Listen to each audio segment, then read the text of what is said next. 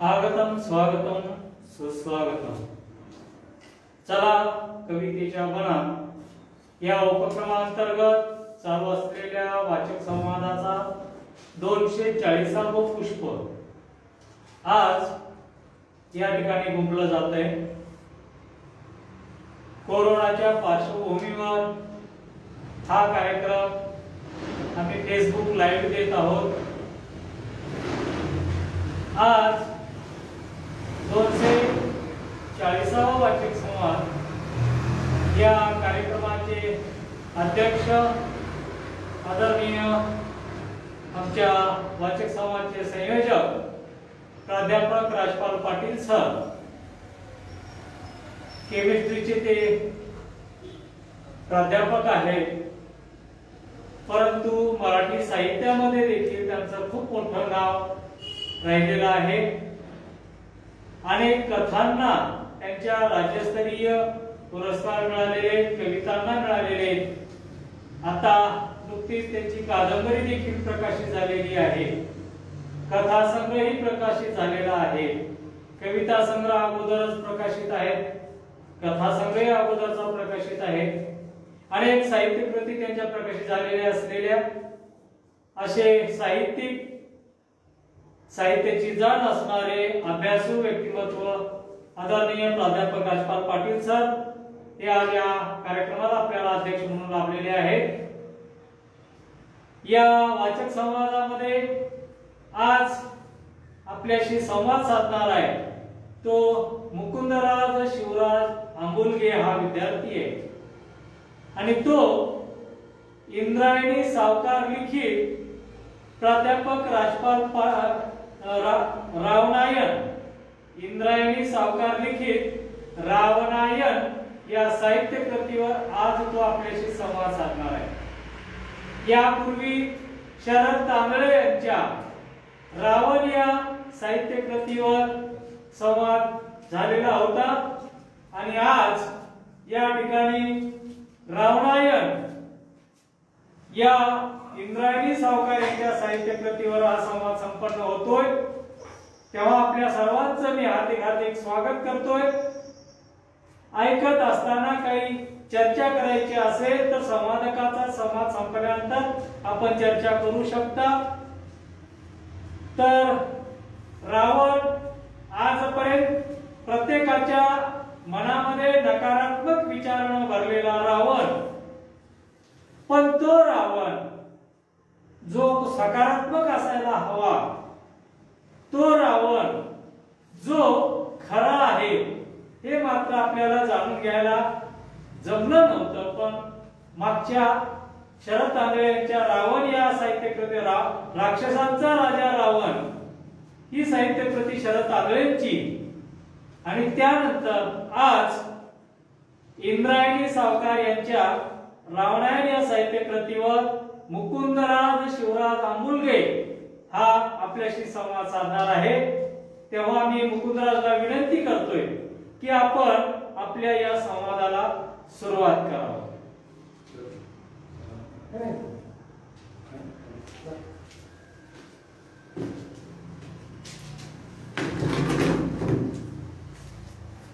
सर्वप्रथम मी सरांचा आभार मानतो की मला इथे बोलण्याची संधी दिली। जोरात थोडं।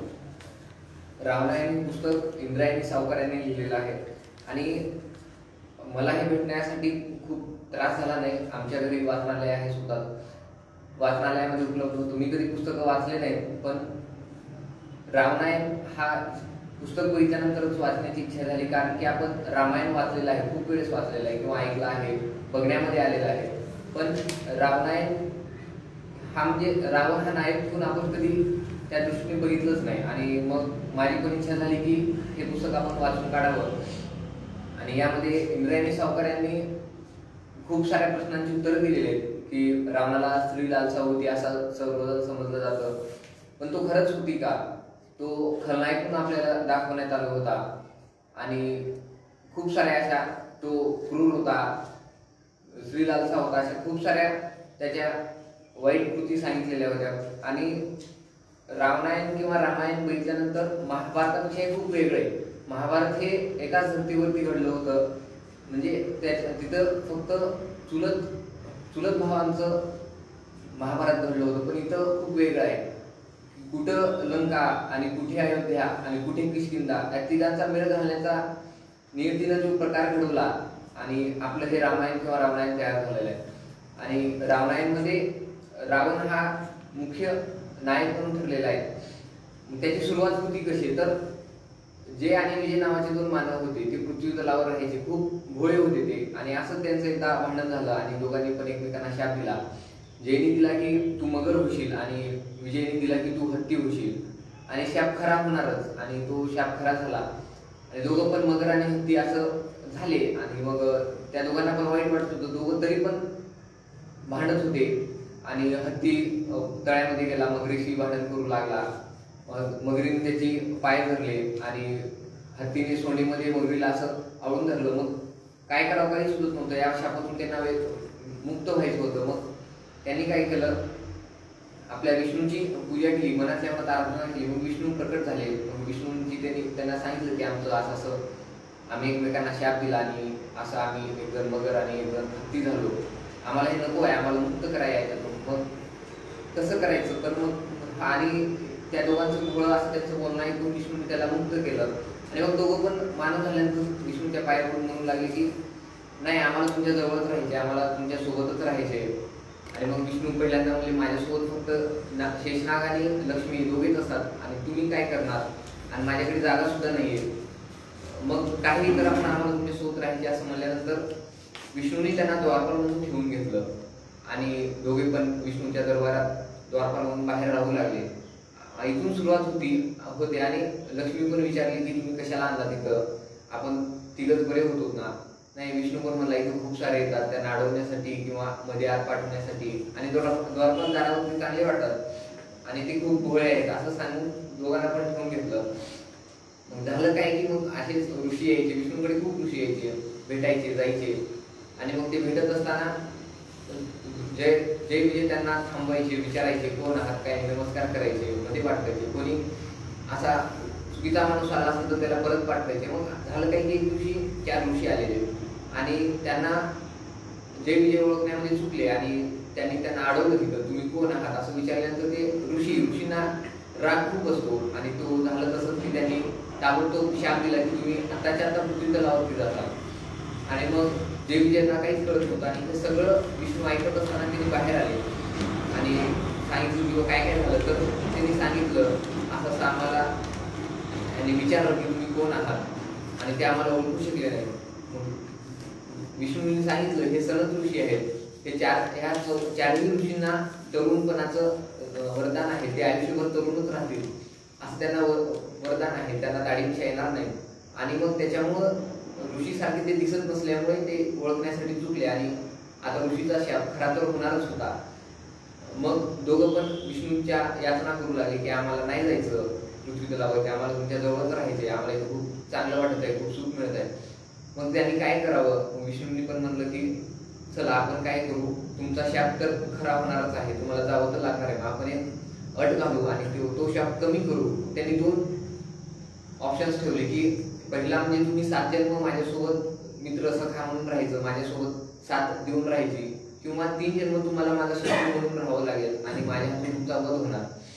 दोघांनी पण ताबडतोब उत्तर दिले की 3 जन्म आम्ही शत्रू होऊनच राहू, 7 जन्मापेक्षा 3 जन्म बरे असं त्याने विचार केला आणि होकार दिला. विष्णूंनी परत एकदा विचारलं, नाही आम्हाला तोच 3 जन्माची अट मान्य आहे. आणि मग झालं बरोबर आणि ते दोघं पण तिथून गायब झाले, अदृश्य झाले आणि ते पहिलं जन्म घ्यायचं होतं आणि ते गेले पृथ्वी तलावरती. आणि पहिल्या जन्मामध्ये ते हिरण्याक्ष आणि हिरण्यकश्यप झाले, दोघं पण राक्षस होते आणि खूप क्रूर होते. हिरण्याक्ष लहान होता आणि हिरण्यकश्यप मोठा होता आणि हिरण्याक्ष थोडा क्रूर होता, जनतेला लुटू लागला. राक्षस त्याचं कामच ते. आणि मग श्रीविष्णूंना प्रकट व्हावं लागला आणि पहिल्यांदा श्रीविष्णूंनी हिरण्याक्षला मारलं, पण हिरण्यकश्यपला नव्हतं मारलं. मग तो चिडला आणि त्याला वाटलं की आता आपल्याला पण कुठला तरी वरदान घ्यावं लागेल आणि त्याने नाहीतर आपल्याला पण विष्णू मारून टाकेल असं त्याच्या मनात भीती पसरली आणि त्याने ब्रह्मदेवाची आराधना करू लागला. आराधना केल्यानंतर ब्रह्मदेवाकडनं त्यानं वचन घेतलं की वर घेतला की मला पृथ्वी तलावरती किंवा पाण्यामध्ये जमिनीवरती किंवा आकाशात मला मारता येणार नाही, दरवाज्यात घरामध्ये किंवा बाहेर मारता येणार नाही, कुठल्या शस्त्रांनी मारता येणार नाही आणि 12 महिने त्याला मारता येणार नाही, असं त्यांनी वर घेतला. आणि तो काय करू लागला, या वरामुळे तो सर्व पृथ्वीवरती जनतेचं लूट करू लागला आणि विष्णुदेवाची आराधना करू नये असं सगळ्यांना सांगू लागला. आणि विषय युक्त झाला फक्त त्याचा मुलगा भक्त प्रल्हाद असा आपण ओळखतो त्याला. आणि तो श्री विष्णूचाच भक्त निघाला, निसंभक्त होता, तो खूप आराधना करायचा. आणि मग पहिला अवतार आता मारायचं तर होतं, श्री विष्णूंना अवतार घ्यावा लागला आणि त्यांनी अवतार घेतलं नृसिंहाचं. आणि ते अशा एका खांबामधून प्रकट झाले, त्याला उचलला आणि दरवाजाच्या चौकटीमध्ये बसले. ते ना जमिनीवरती ना अवकाशावरती असं बसले होते. आणि मारत असताना 12 महिन्यामध्ये त्याला मारता येत नव्हतं, म्हणून त्यांनी आपण त्याला धोंड्याचा मास म्हणतो, त्याला अधिक मासामध्ये त्याला मारण्याची हे मारलं होतं. आणि शस्त्रांनी नव्हतं मारलेलं, वाघाच्या म्हणजे सिंहाच्या नखांनी त्याला मारलेलं. आणि तो मेला. पहिला अवतार झाला, दोघं पण अदृश्य झालेले परत द्वारपाळून आले. आता दुसरा अवतार घ्यायचा वेळ आला होता. आणि दुसरा अवतार होता रावणाचा आणि त्याच्या भावाचा. आणि दोघांनी पण अवतार घेतला. मग घ्यायचं होतं, मग इथून रावणाची कथा चालू होते. आणि रावणाची कथा चालू होत असताना मग आपल्या त्याच्या इतिहासामध्ये बघितलं असता आज मध्य प्रदेशमध्ये बिस्र नावाचं एक गाव आहे. बिस्र ऋषींच्या नावावरनं ते अपभ्रंश झालेलं आहे आता. आणि तिथे विश्र ऋषींचा आश्रम होतं. आणि विश्र ऋषी हे खूप चांगले आणि खूप ज्ञानी ऋषी होते. आणि त्यांचं कैकशी नावाच्या राक्षसाच्या मुलीसोबत लग्न झालं होतं. याच्या मागे पण खूप मोठी कहाणी आहे. कैकशी ही सुमालींची मुलगी. सुमाली हा लंकापती होता, लंकेवर त्याचं राज्य होतं. आणि हा राक्षस होता. राक्षसांचं काय असतं की पराक्रम गाजवायचा, दुसऱ्यांचे राज्य लुटायचे, असा राक्षसांचं एक मन असतं. आणि मग सुमाली त्याची 10 मुलं पराक्रम गाजवत नव्हते, पण त्याची इच्छा होती की माझ्या मुलांनी कोणीतरी माझ्या परिवारामध्ये पराक्रम गाजवावा. मग तो काय करायचा, मग कैकशी ही खूप सुंदर मुलगी, तिच्या वरासाठी तो हिंडायचा. कमीत कमी तिचा नवरा तरी आपल्याला पराक्रमी भेटावा अशी त्याची इच्छा होती. मग तो गंगेपर्यंत यायचा, पूर्वेला जायचा थोडा गंगेपासून, कधी पश्चिमेला, उत्तरेला. तो खूप हिंडला. त्याला सर्व राज्य पालते घातले, कोणी त्याला कुठलाच राजा त्याला पराक्रमी भेटला नाही. आणि सर्व राजांचं एकच म्हणणं होती, का करायचं आपण दुसऱ्यांवरती युद्ध, का पराक्रम गाजवायचा, आपण खूप संतुष्ट आहोत. त्याच्यामुळे त्यांनी कधी दुसऱ्या राज्यांवरती मात करण्याचा विचार केलाच नाही.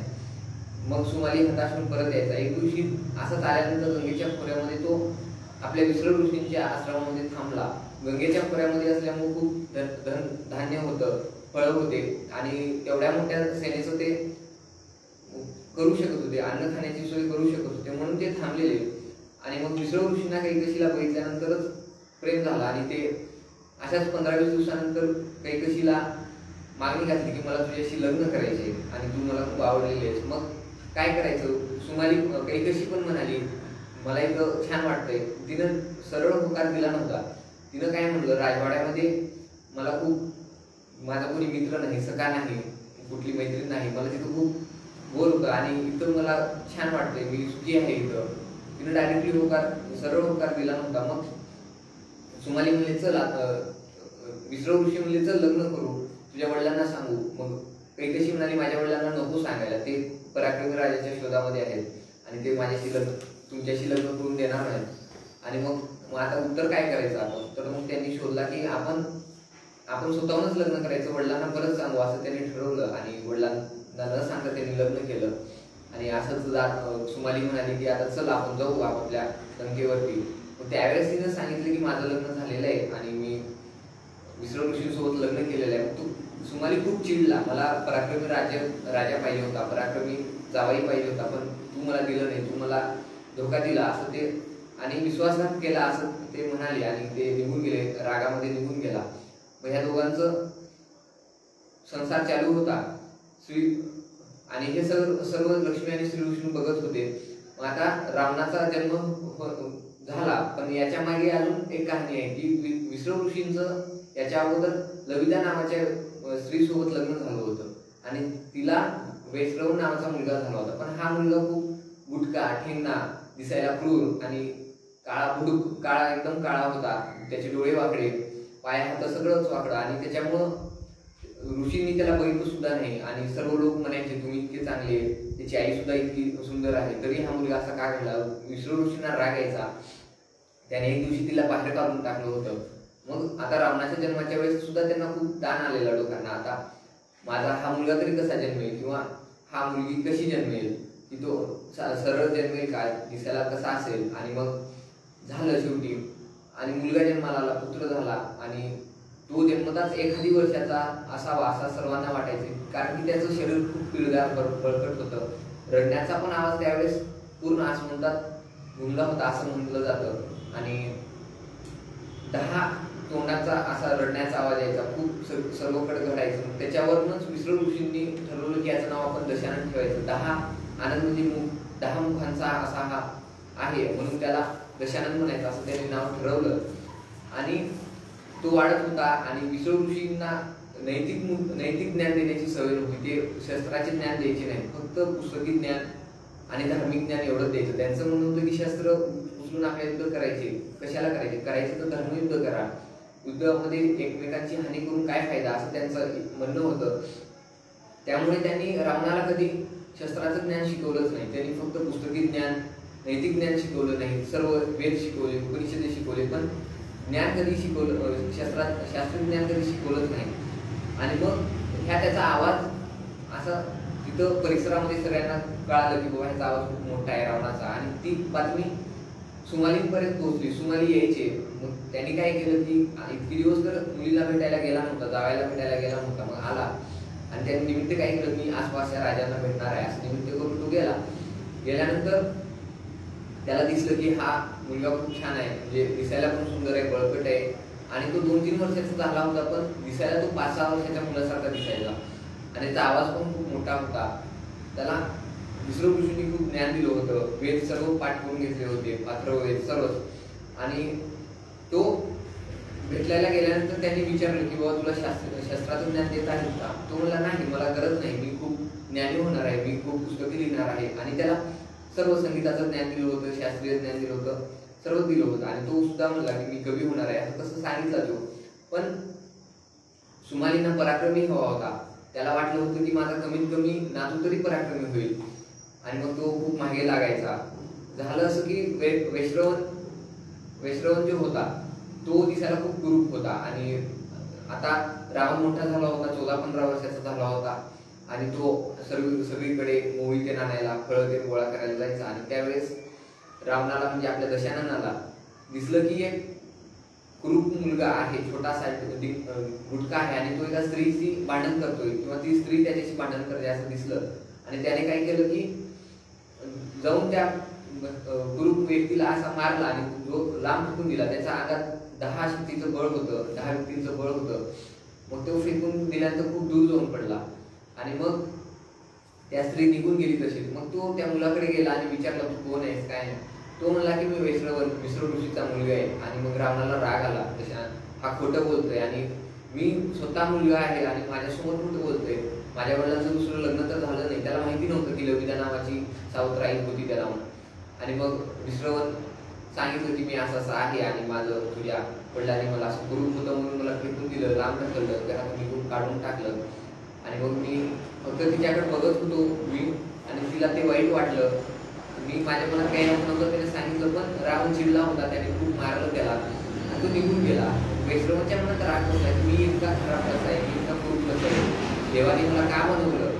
आणि मग त्याने काय केलं, सहसा कुठलाही मानव किंवा राक्षस पूजा करत असताना महादेव, ब्रह्मदेव आणि विष्णूचीच पूजा करून वर मागायचा. पण त्याने विचार केला की आपल्याला लवकरात लवकर कुठला देव देईल, तर त्याने काय केलं, इंद्रदेवांची पूजा केली. इंद्रदेवांना प्रसन्न करून घेतलं. इंद्रदेव त्याला मुक्ताक्षणी म्हणलं तुला दिलं म्हणजे त्याला रूप दिलं. आणि तू बाजूच्या तळ्यामध्ये जाऊन बघ, तुझं रूप खूप सुंदर झालेलं आहे, आणि परत तू मला काय वर मागायचं ते माग म्हणून. मग तो आला, बघितला, आणि वैश्रवण बघून आल्यानंतर त्याने म्हणलं की मला वर नको होता, फक्त इतकंच पाहिजे होतं.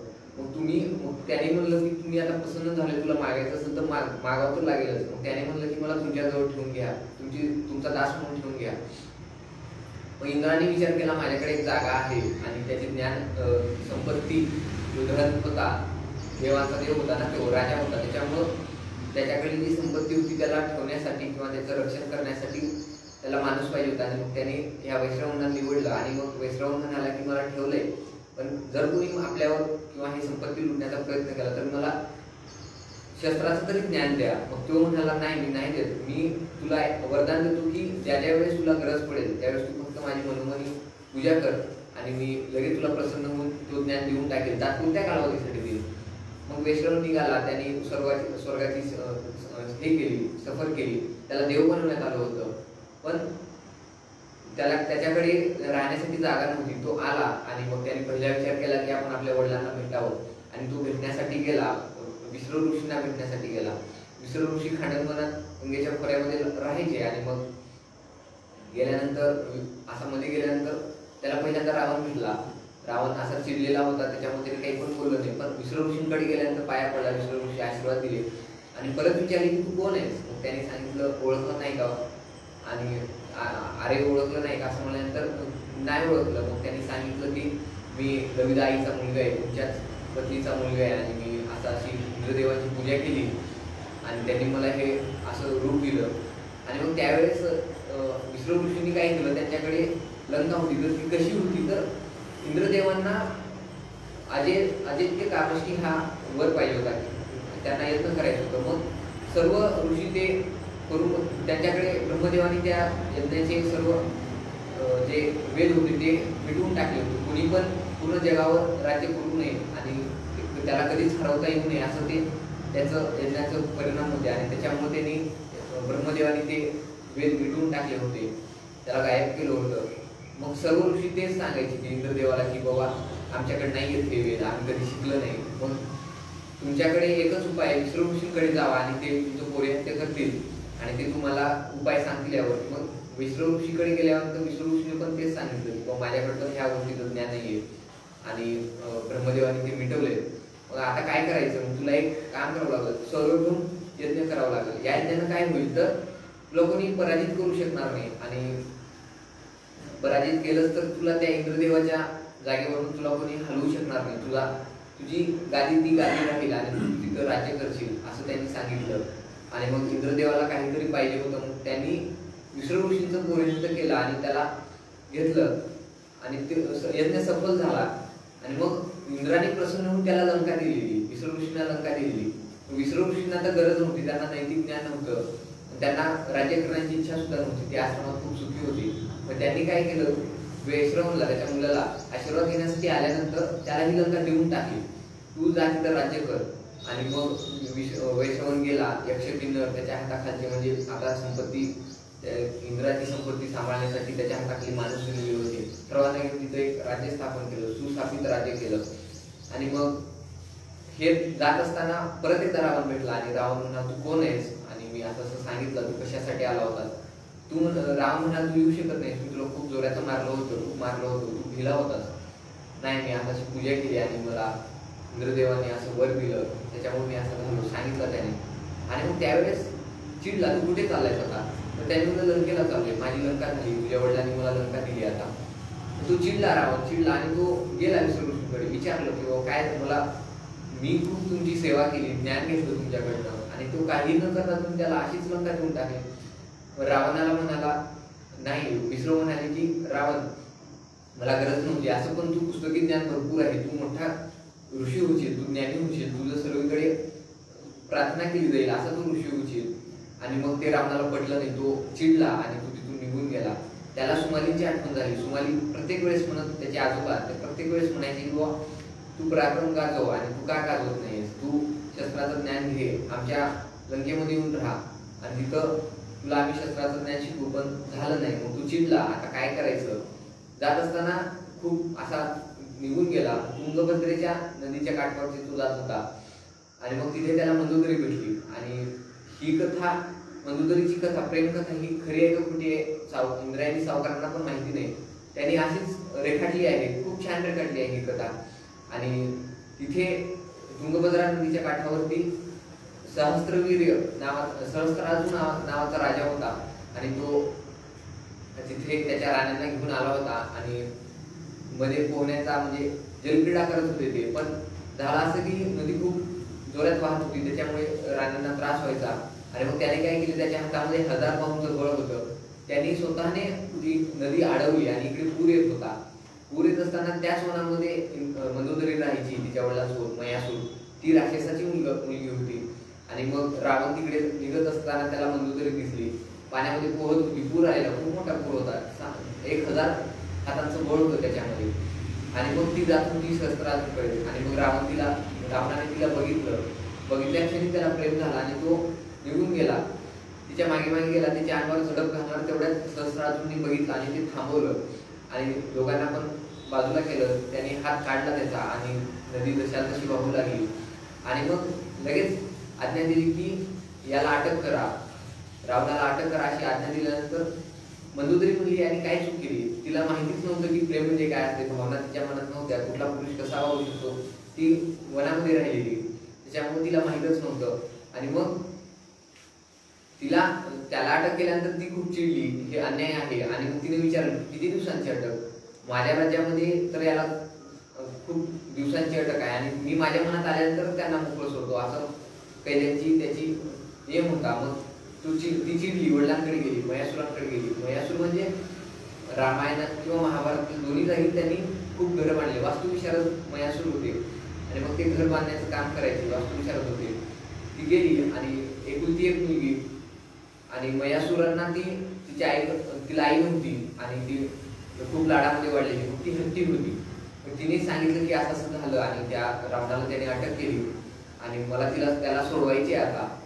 तिच्या मनामध्ये काही भावना नव्हत्या, पण अन्याय झाला एवढा तिच्या मनामध्ये येत होतं. आणि मग तिला विचारलं असता कळालं की तो विसर ऋषींचा मुलगा आहे. विसर ऋषींकडे गेले, दोघं पण गेले आणि विसर ऋषी म्हणाले की नाही, मी काही करू शकत नाही, तो त्याची काहीतरी चूक झाली असेल म्हणून त्यांनी अटक केलं. कोणी काय अटक करेल असं, तू खोटं बोलत आहेस म्हणजे, मग आता करायचं काय, रावणाला तरी वाचवायचं होतं. आणि मग विसर ऋषींच्या वडिलांकडे म्हणजे पुलस्त ऋषींकडे गेले. पुलस्त ऋषी म्हणजे सप्तर्षींपैकी एक. सप्तर्षी स्वर्गातले 7 ऋषी होते आणि त्यांचं स्वर्गामध्ये खूप जाणं येणं असायचं. सप्तर्षींपैकी एका ऋषीला घेऊन गेल्यानंतर सहस्त्रार्जुन का सोडणार नाही असा विचार करून ते हिमालयामध्ये गेले आणि पुलस्तांना सांगितलं की असं तुमच्या नातवाला त्यांनी अटक केलेली आहे, काही कारण नसता केलेली आहे. मग त्यांनी म्हणलं की मला पण एकदा बघायचे, आता खूप ऐकलंय मी याच्याबद्दल, त्याचा अंग खूप मोठा आहे आणि खूप बिरदार आहे, 10 मुखांचं म्हणजे 10 डोके आहेत त्याला असं मी ऐकले, तर मी त्यांना बघणार आहे, मी नक्कीच येईन. आणि पुलस्त ऋषी म्हणजे एकदम बिझी माणूस, तो येऊ शकेल असं वाटलं नव्हतं. त्यांनी लगेच रथ घेतला आणि निघाले. त्यांच्याकडे इंद्रदेवाने दिलेला रथ होता, खूप जोरात पळायचा तो. आणि मग त्यांनी मयासुरांना खंडनवनामध्ये सोडलं आणि सहस्त्रार्जुनाकडे गेले. सहस्त्रार्जुनाकडे गेल्यानंतर त्यांनी विचारलं काय झाले, तुम्ही स्वतःहून का आला, तितकं त्यांची सेवा केली. आणि मग त्यावेळेस त्यांनी विषय काढला की माझा नातू तुझ्याकडे कैदी म्हणून आहे, आधी त्याला सोड, तुमचा नातू ऋषी माझ्याकडून चूक झाली असं त्यांनी सांगितल्यानंतर कोण आहे तुमचा नातू, नाव तरी सांगा. मग त्याने दशानन नाव सांगितलं आणि मग त्याला घेऊन ये रे असं म्हणल्यानंतर तो आला. त्याला रेशमी वस्त्र दिली, त्याला अलंकार दिले आणि आल्यानंतर त्याने विचारलं तू हे खरंच कुठल्या भावनेने गेला होतास. त्यांनी खोटं बोललं नाही, कारण की त्याला प्रेम झालं होतं आणि तो म्हणला मी झडप घालण्याच्या आशेने त्याच्यावरती गेलो होतो. आणि मग पुलस्त ऋषीने म्हणजे काही असो याला सोडून दे. आणि मग रावण चिडला होता, 2 महिने त्याने याच्यामध्ये कैदीमध्ये घातले होते आणि त्याला आता पराक्रम गाजवायचा होता. तो चिडला होता, एकतर मंदोदरीला घ्यायचं होतं आणि दुसरी गोष्ट म्हणजे वैश्रवण, त्याला आता आपण कुबेर म्हणतो, त्याने त्याच्या हक्काची लंका घेतली होती. आणि मग तो चिडला, त्याने विचार केला की आता आधी काय करायचं, तर आधी मंदोदरीला भेटायचं, आपण तिला सांगायचं की माझं तुझ्यावरती प्रेम आहे. आणि मग तो गेला. जात असताना वाटेमध्ये पुलस्त ऋषी भेटले आणि ते त्याला घेऊन गेले आणि त्याने विचारले कुठे चालले, मी हिमालयात चाललोय म्हणल्यानंतर आधी आपण याच्याकडे जाऊ असं सांगितलं त्याने. मग ते दोघं पण गेले आणि खंडनवनामध्ये गेल्यानंतर त्यांनी म्हणलं की राहिले ते तिथे. आणि मग रावणाने दयासुर म्हणजे मयासुरांना सांगितलं की मला तुमच्या मुलीसोबत लग्न करायचे. आणि ते मयासुर म्हणले की हे नाही होऊ शकत, कारण की तिचं भविष्य बघण्यात आलं होतं. 4 मोठ्या ऋषींकडनं भविष्य बघण्यात आलं होतं की तिला महाराणी म्हणून वैभव भेटणार आहे आणि ती आयुष्यभर महाराणी म्हणून जगणार आहे. तर तुझ्यासोबत लग्न लागल्यानंतर ती महाराणी होणार नाही आणि तिला तुझ्यासोबत लग्न मोडेल आणि पुढचं दुष्कर्म होऊन जाईल आणि ते आम्हाला नको आहे. आणि म्हणून तिने त्याला नकार दिला. रावण चिडला नाही, इथे पहिल्यांदा रावण चिडला नाही आणि तो तसाच निघून गेला. आणि त्यानं मनोदरीला पण सांगितलं मी येणार आहे, मी राजा होऊन येईन, चाललोय. आणि त्याने तिला काहीच सांगितलं नाही, फक्त राजा होऊन येईन एवढंच सांगितलं. तो गेला, हिमालयामध्ये गेला, ब्रह्मदेवाची पूजा करू लागला. ब्रह्मदेवाची पूजा करत असताना त्याने 10 वेळेस त्याचं मुंडकं छाटलं होतं. ब्रह्मदेव त्याचं मुंडकं जागेवर बसवायचे आणि निघून जायचे. 11व्या वेळेस ब्रह्मदेव हा माझी पूजा का करतोय असं बघावं म्हणून त्यांनी गेले आणि त्याला गेल्या गेल्या म्हणले की काय हवंय तुला, काय हवंय तुला, जे वर मागायचे ते माग असं म्हणल्यानंतर तो म्हणला मला 3 वर हवेत. आणि मग 3 वर हवेत म्हणल्यानंतर ब्रह्मदेवाने न विचार करून दिलेत असं म्हणले, घेऊन टाक असं म्हणल्यानंतर आणि आता वर सांगले, पहिल्यांदा देऊन टाकले. आणि मग पहिला वर होता की मला शस्त्राचं ज्ञान हवंय आणि शस्त्राचं ज्ञान हवंय म्हणल्यानंतर दिला. दुसरा वर होता की माझा यक्ष किन्नर मानव प्राणी यांच्याकडनं पराभूत होणार नाही आणि हे पण देऊन टाकलं. आणि मग तिसरा वर मागितला की मला अमरत्व हवंय. अमरत्व तर कोणाला देता येत नाही. ब्रह्मदेवाने सांगितलं की तो फक्त देवांनाच भेटतो, तुम्हाला भेटू शकत नाही. तुम्ही तर म्हणले की आता मी 3 वर दिलेत आणि मग तुम्ही आता याच्यामध्ये माघार घेऊ शकत नाही. ते म्हणाले की मी अमरत्व देऊ शकत नाही पण तुझ्याकडे अमृत ठेवू शकतो. आणि मग त्यांनी रामाच्या बेबीमध्ये अमृत ठेवलं आणि मग त्याने निघाला. तो त्याने खूप ज्ञान घेतलं होतं. आता त्याच्याकडे शस्त्राचं ज्ञान होतं. वडिलांनी तर पूर्वीच ज्ञान पुस्तकी ज्ञान दिलं होतं, आता शस्त्राचं ज्ञान होतं, अमरत्व भेटलं होतं आणि त्याचा पराभव पण कोणाकडनं होऊ शकणार नाही. आणि मग तो निघाल्यानंतर त्याने विचार केला की मला जे पराक्रम भेटला आहे त्याचा आपण एखादी वेळेस हे करून बघू, आपण एकदा स्वारी करू कोणावर. मग जात असताना त्यांनी इंद्रावरती स्वारी केली. इंद्रावरती स्वारी सुरुवातीला तो महादेवांकडे गेला, महादेवाची पूजा केली आणि मग महादेवाने त्याला चंद्रहास नावाची तलवार आणि पुष्पक विमान दिलं. पुष्पक विमान दिल्यानंतर तो इंद्राकडे गेला. इंद्राकडे गेल्यानंतर इंद्राला म्हणला की मी तुझ्यावरती राज्य करण्यासाठी आलोय आणि तू माझ्यासोबत युद्ध कर. आणि मग इंद्र त्याचा वज्र फेकत होता, त्याला काही लागत नव्हतं, त्याला अमरत्व भेटलं होतं आणि त्याच्या अंगावरती काहीच होत नव्हतं. आणि मग विचार काय, इंद्राने सुद्धा मग तिथं हार मानली. पण इंद्राला हार मानता येत होती पण सार्वभौम होता तो, त्याला कधी त्याची गादी सोडता येत नव्हती, देवांचा देवच होता तो. आणि मग रावण तसाच निघून गेला. जात असताना त्याने काय केलं की त्याचं वज्र जे होतं ते घेऊन गेला, पृथ्वी तलावरती घेऊन गेला. पुष्पक विमान खूप चांगलं विमान होतं, ते रावणाच्याच अधिपत्याखाली येत होते, दुसऱ्याशी म्हणजे चालत नव्हतं. आणि मग तो खाली आल्यानंतर आता त्या वज्राचे हे होता की त्याला जमिनीवरती ठेवता येत नाही. जमिनीवरती ठेवलं तर ते सगळं इंद्राच्या हातात जाणार. आणि मग इंद्र माझा आता शस्त्र गेलं म्हणून खूप चिंतेमध्ये होता. मग त्याने महादेवांकडे गेला. महादेवांकडे गेल्यानंतर महादेवाने ती गणपतीला सांगितलं की ह्यांचं वज्र आणून दे. गणपती गेला आणि रावण आपला बसला होता नदीच्या काठावरती आणि मग जेवण करत होता. मग तिथून गणपती म्हातारा म्हणून आला. मग गणपती बाजूला बसला आणि म्हणाला तुम्ही इथपर्यंत आलात तर आता या नदीमध्ये उडी मारणार असालच. तो म्हणाला या नदीमध्ये काय एवढं की इथं मारल्यानंतर देवी शक्ती प्राप्त होते असं तसं म्हणला तो. आणि मग गणपती म्हणल्यानंतर खूप इच्छा होती, गणपती खूप मागे लागला होता. आणि मग शेवटी रावणाने म्हणलं की बरं करतो.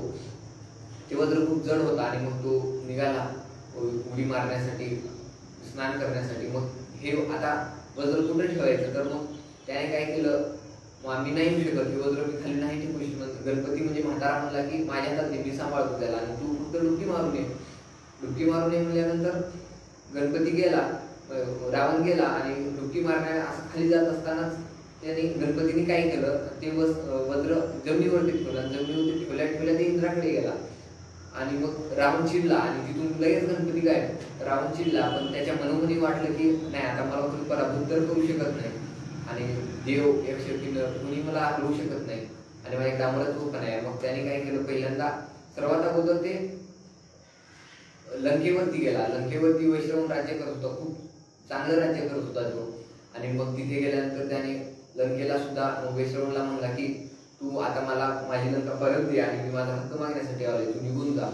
निघून जा म्हणल्यानंतर वैश्रवण सुद्धा म्हणला मला मी देव आहे, मला इंद्राचा हात आहे, पण तू कसा मला हरवू शकतो. मग त्याने मनोमनी वैश्रवने इंद्राची पूजा केली आणि इंद्रदेव सुद्धा म्हणाले आणि आताच मला हरवले आणि तू पण इथून निघून जा. आणि कुठल्या तरी हिमालयातल्या पर्वतावरती जाऊन तू तिथं राज्य कर.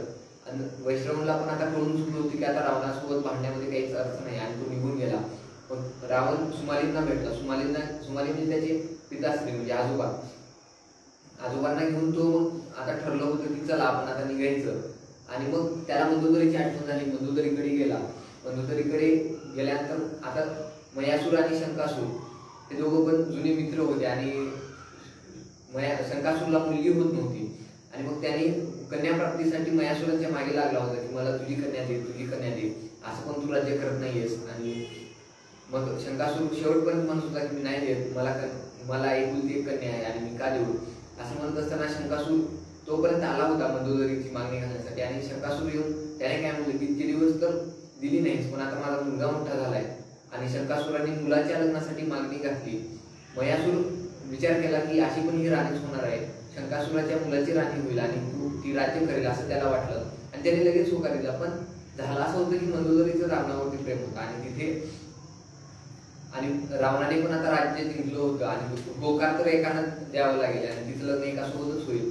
रावण परत आला आणि आल्यानंतर त्याने म्हणलं की मी आलोय आता मंदोदरी, मी आलोय आणि मी तुझ्याशी लग्न करणार आहे. मयासूर म्हणले शक्य नाही, आता शंकासुराच्या मुलासोबत याचं लग्न ठरलेलं आहे, शक्य नाही. म्हणल्यानंतर तो म्हणला मी राज्य जिंकलं, मी लंका जिंकली आणि आता मी राज्याभिषेक करणार आहे, माझ्या डोक्यावरती मुकुट येईल आणि ही राणी बनेल माझ्या राज्याची असं म्हणल्यानंतर पण आता काहीच करू शकत नाही. मग रावण चिडला आणि त्याने म्हणलं येऊ दे त्या शंकासुराला, आपण त्याच्याशी युद्ध करू, जो जिंकला तो घेऊन जाईल. मग त्याने शंकासुराशी युद्ध केलं, शंकासुराला हरवला आणि मंदोदरीसोबत त्याचं लग्न झालं. आणि मंदोदरीसोबत लग्न झाल्यानंतर त्याने आता पाठीमागे चूक केली होती. वेदवती ही विष्णू भक्त होती आणि तिचं इच्छा होती की आता विष्णूशी मी लग्न करणार आहे. आणि मंदोदरीला त्यानं पुन्हा म्हणजे परत हे दिलं होतं, वचन दिलं होतं की मी कुठल्याही एखाद्या स्त्रीसोबत लालसा करणार नाही आणि कुठल्याही स्त्रीचा छळ करणार नाही. पण झालं असं होतं की वेदवती ही विष्णू भक्त होती आणि तिला इच्छा होती की विष्णूशी लग्न करायचं. आणि मग विष्णूशी लग्न करायचं म्हणल्यानंतर त्या जन्मात तिला शक्य नव्हतं आणि पुढच्या जन्मात ती रामाची सीता म्हणून आली होती. आणि वेदवतीचा छळ करण्यासाठी ज्यावेळेस रावण गेला होता आणि त्यावेळेस तिने शब्द त्याला शाप नव्हता दिला पण त्याच्या तोंडातून शब्द निघाले होते की तुझा मृत्यू माझ्यामुळेच होईल, तू माझ्यामुळे मरशील आणि तुला खूप मोठे युद्ध करावं लागेल माझ्यामुळं. आणि झालं तसंच. आणि इथून आपल्या रामायणाची सुरुवात होते. रावणाचा मृत्यू रामामुळेच होतो आणि तो कसा होतो आणि तो आता ह्या सर्वांची नियतीनं कशी सांगड घातली हे आपल्याला रामायणामध्ये सांगितलेलं आहे. आणि रामायणामध्ये सांगितलेलं आहे. मग आता रावणा तो खूप त्याने राज्य केलं आणि इंद्राला सुद्धा हरवला होता, रसातळामध्ये गेला होता, पाताळ जो जिंकला होता त्याने. मग आता विष्णू आणि लक्ष्मी म्हणत होती की बाबा याला काय केलं, तुम्ही काय केलं, ह्या सर्वांचं तर आता त्यानं वर घेतला आहे आणि त्याला कसं हरवायचं. मग झालं असं की इकडं दशरथ राजाला आता रामाचा अवतार घ्यायचा वेळ आला होता. आणि मग दशरथ राजाची कहाणी सुद्धा इथे सांगितलेली आहे, खूप छान कहाणी आहे. दशरथ राजाला मुलगा होत नव्हता आणि त्याने आयुष्यभर पुत्रप्राप्तीसाठी संकल्प केला होता आणि कुठलेच त्याला पुत्रप्राप्त होतच नव्हते. आणि त्याला एकच मुलगी होती शांता नावाची. 1 वर्षाचीच असताना त्याने तिच्याकडे बघणं सुद्धा सोडून दिलं होतं. आणि मग तो खूप चिडायचा, मला मुलगा होत नाही. मग त्याचा मित्र होता, मग त्याने काय केलं की ह्या शांताला घेऊन गेला आणि तिला वाढवलं, लहानपणास मोठा केलं. पण त्याच्या राज्यामध्ये 1 वर्ष पाऊसच पडत नव्हता, दुसऱ्या वर्षी सुद्धा पाऊस पडला नाही. मग अशी खूप वर्ष गेल्यानंतर त्याला भीती वाटू लागली की आपली जनता अशीच मरेल का, बिना पाण्याची मरेल का. आणि मग त्याने काय केलं, मग आता यत्न करू आणि पाऊस पडू असं त्याने विचार केला. मग कोणाकडे यत्न करायचा, ऋषीशृंग नावाचा एक ऋषी होता. मग त्याच्याकडे त्याला कळालं की या ऋषीने जर यत्न केलं तर सफल होतात आणि पाऊस पडेल असं त्याला वाटलं. मग त्याला बोलवायचं तसं ऋषीशृंग होता जो डुबरा होता आणि त्याला एक शिंग होतं, त्याचं रूप होतं, त्याच्यामुळे त्याच्याकडे कोणी जात पण होतं आणि तो स्वतःच एकटाच आश्रम तयार केलं होतं आणि तिथेच राहायचा. त्याच्याकडे कोणी शिष्य यायचं नाही, स्वतःची पूजा करायचा आणि आराधना करायचा, देवांची पूजा करायचा. आता याला घ्यायचं कसं बोलून तर निघाला. त्याने काय केलं, सुंदर तरुणी पाठवल्या आणि तिथं त्यांना मुलांच्या वेशामध्ये पाठवून तिथं त्याच्याकडनं ज्ञान घ्यायचे असं त्यांनी ग्रहण केला. आणि त्या तरुणींनी त्याला भोळ आणि त्याला सुख वाटू लागले की आपण शिष्याना शिकवत असताना आपल्याला खूप म्हणजे सुख भेटत आहे. आणि मग त्याने त्या तरुणी तशाच निघून गेल्या, न सांगता निघून गेल्या. आणि निघून गेल्यानंतर त्याला वाईट वाटू लागला. आता त्याला करमत नव्हतं, काय करावं काहीच कळत नव्हतं. मग तो असा नदीकडे वाट बघत राहायचा, कोणीतरी येईल आणि मला घेऊन जाईल. आणि एक सप्ताह झाल्यानंतर ते तरुणी परत आले आणि तुम्हाला जर आमच्यासोबत राहायचं असेल तर अंगदेशामध्ये आमच्यासोबत परत यावं लागेल आणि तिथे येऊन आम्हाला ज्ञान द्यावं लागेल. मग असं म्हणल्यानंतर त्या निघाल्या आणि तो पण त्याला तेच पाहिजे होतं, त्याला आता करमत नव्हतं, त्याला शिष्य पाहिजे होते. आणि तो तिथून निघाल्यानंतर त्याने मग तिथे गेल्यानंतर अंगदेशाच्या राजाने त्याला मागणी घातली की माझा असं यज्ञ आहे, ते यज्ञ करण्यानंतर तो पहिल्याच वेळेस हा म्हणला आणि त्याने यज्ञ करून दिलं. पाऊस पडला. मग या राजाच्या मनात इच्छा झाली की आपल्या शांताच्या म्हणजे दशरथाच्या मुलीचं लग्न लावून देऊ याच्यासोबत आणि तो आपल्याकडेच ठेवून घेऊ, याला आपला जावई म्हणून ठेवू आणि तो आयुष्यभर आपल्यासाठी यज्ञ करेल, पोरहत्या करेल, आपल्यावर राज्यावर जर कुठलं संकट आलं तर तो त्याला टळेल, असं त्याची इच्छा होती. म्हणून त्याने लग्न केलं. मग शांता आधीच खूप चिडलेली आणि त्यावेळेस शांता नको म्हणत होती. त्यावेळेस हा राजा चिडला आणि त्याने सर्व काही खरं सांगितलं, तू माझी मुलगी नाहीयेस आणि तू दशरथाची आहे असं सांगितल्यानंतर मग ती चिडली आणि तिनं आता काहीच पर्याय नव्हता म्हणून तिनं लग्न केलं. मग दशरथ राजाला आता पुत्राची आवश्यकता होती म्हणून त्याने विचारलं की बाबा म्हणजे मला असं यज्ञ करायचं आणि मला पुत्रप्राप्तीसाठी यज्ञ करायचं, कोण करेल? मग त्याने विचारलं की माझ्याकडे असा एक आहे आणि पण करेल तो, पण एक अट आहे किंवा एक अडचण आहे. मग त्याने विचारलं काय अडचण आहे? मी तुझ्या मुलीचं लग्न त्याच्यासोबत केलेलं आहे आणि तिला सांगितलंय की बाबा तू दशरथाची मुलगी आहेस, माझी नाही आहेस आणि ती खूप चिडलेली आहे तुमच्यावरती. असं म्हणल्यानंतर दशरथ राजा पण आता वाईट वाटत होतं की मी का त्या मुलीला नाकारलं आणि काय केलं. मग ते दोघं पण गेले आणि एकदा तरी मागणी घालावं म्हणून ते गेले शांताला शांत करण्यासाठी. आणि मग शांता आता बघितल्या त्यांना चिडली की मला नाही यायचं तुमच्यासोबत, मी तर खूप सुखी आहे. त्यावेळेस त्यांनी मागणी घातली की मला तुझ्या नवऱ्याला घेऊन जाऊन यज्ञ करायचा आणि त्याचं पोरहत्या त्याने करावं असं इच्छा आहे. मग तो म्हणाला त्यांची इच्छा असेल तर घेऊन जा, मी तर नाहीच म्हणणार आहे. मग ती जात होती तेवढ्यात ती म्हणाली की हो मी येईल. आणि मग ती निघाली. दुसऱ्या दिवशीच रथ घेऊन दोघं पण निघाले, ऋषी पण निघाले आणि शांता पण निघाली. आणि मग त्यावेळेस त्यांनी यज्ञ केला आणि त्यावेळेस त्यांनी खीर दिली की तुमच्या पत्नींना द्या. दशरथाला 3 पत्नी होत्या आणि मग त्या 3 पत्नीला दिल्यानंतर त्यांनी ते खाल्ला आणि थोडं जे राहिलं होतं ती एका पक्षीनं घेऊन गेला आणि पक्षी घेऊन जात असताना ती वाऱ्याच्या ह्याच्याने खाली पडलं आणि ते पडलं अंजनीच्या ह्याच्यामध्ये. अंजनी म्हणजे आपल्या हनुमानाची आई आणि मग तिला पण पुत्र होत नव्हता. तीच खीर तिनं खाल्ल्यानं तिला पण पुत्र झाला अंजनी नावाचा. आणि इकडे दशरथाच्या 3 बायकांना राम, लक्ष्मण, भरत आणि शत्रुघ्न अशी 4 मुलं झाली. त्यातला राम मोठा होता. आणि मग इथून आपला रामाचा अवतार चालू होतो. आणि आता रावणाला मारायचं तर होतं पण त्याला दृश्य कसं करायचं? मग त्याला नियतीला तर पाहिजे होतं ना, विष्णूंना तर मारायचं म्हणजे त्याचा शत्रू होऊन मारायचं होता. आणि शत्रू व्हायचं असेल तर काहीतरी वाईट काम केलं तरच त्याला मारता येत असतं. आणि मग याच्यामध्ये रावण खूप व्यक्तींना भेटला. त्याला वाली भेटला. वाली म्हणजे अप्सरेचा मुलगा आणि इंद्राने त्याच्या आईंना हे केलं होता, वश करून त्याच्यासोबत प्रेम करून 2 मुलं जन्माला घातली होती, वाली आणि सुग्रीव. आणि मग इंद्र निघून गेला होता. त्याच्यामुळे वाली सुद्धा इंद्रावरती खूप चिडलेला होता. आणि रावणाची एक इच्छा होती म्हणजे त्यांनी तशी युक्तीच लढवली होती की आपल्याला जे हरवू शकतात त्यांच्याशी आपण मैत्री करायची, अशा पद्धतीने तो वागायचा. तो शस्त्रार्जुनाशी सुद्धा मैत्री केला होता. आणि वाली त्याला दिसलं की वाली हा वानर आहे. त्याला भेटल्यानंतर त्याला कळालं की वाली वानर आहे आणि वानर सुद्धा आहे, अर्ध वानर मानव आहे तो.